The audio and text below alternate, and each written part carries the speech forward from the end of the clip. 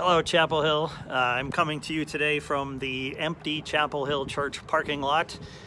Just another regular reminder to me of how much I miss you and how much I look forward to having us all back together with a full parking lot and lots of people and noise here and that joy of community that we're really missing right now.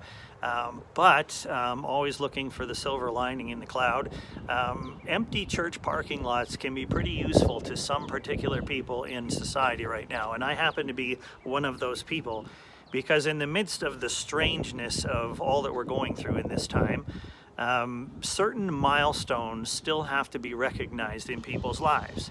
And I happen to have one of those milestones in the life of my family, and that milestone is that I have two 15-year-old boys who are about to turn 16, and they need to learn to drive. And so I'm kind of grateful for empty church parking lots right now and the opportunity to go over there freely and drive around and help the boys learn how to operate the car and how to park and all these other things. And what it's doing, of course, to me right now is really challenging my trust in them. Am I ready to trust them with my life in the car and them driving?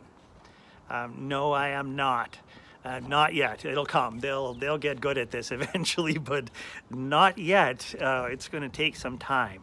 And once again, my appreciation for my parents and their patience is growing daily. So speaking of trust, let's go back to last Sunday where we talked about trust in God. And I had some cards that I was showing you with verses on them. And my verse for today was Psalm 91 verse 2, and it says, I will say to the Lord, my refuge and my fortress, my God in whom I trust.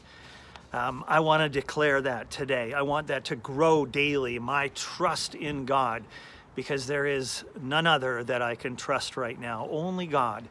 And I trust God with a firm foundation to stand on. I trust Him with my future. I trust Him with my family's future, my son's future as they learn to drive, and with the future of this church. And so this is just something that I want us to keep in our minds. Do we trust God? Can we say, God, in you I trust. You're my refuge, my fortress, my rock, my provider, my deliverer, all those things. Do we trust Him?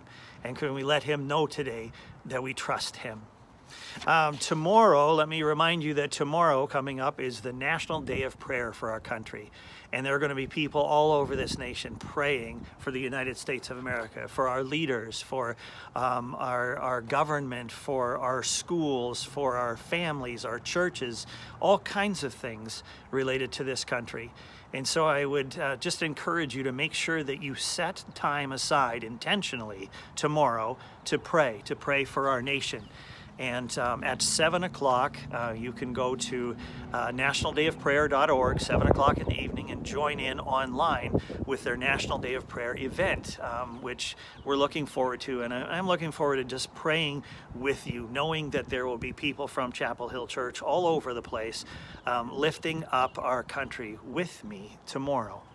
And then this coming Sunday, I have a question for you to consider before we come together on Sunday to talk about some of the things that God's laying on my heart. And many of the things He's laying on my heart right now are questions.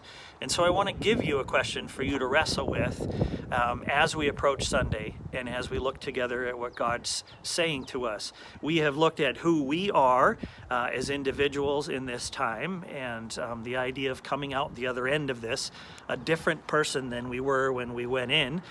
We talked this past week about who God is and our trust in Him, and He can be trustworthy.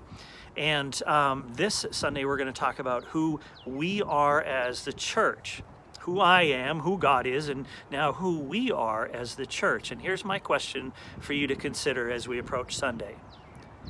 How does a church, let's say Chapel Hill Church, how does a church be the church when we can't be together? How does a church be the church when we cannot assemble together like what's happening right now? I want you to wrestle with that question and come ready to think about that and process a bit with me, and we'll see what God has to say to us this Sunday. Love you, Chapel Hill. I'll see you on Sunday.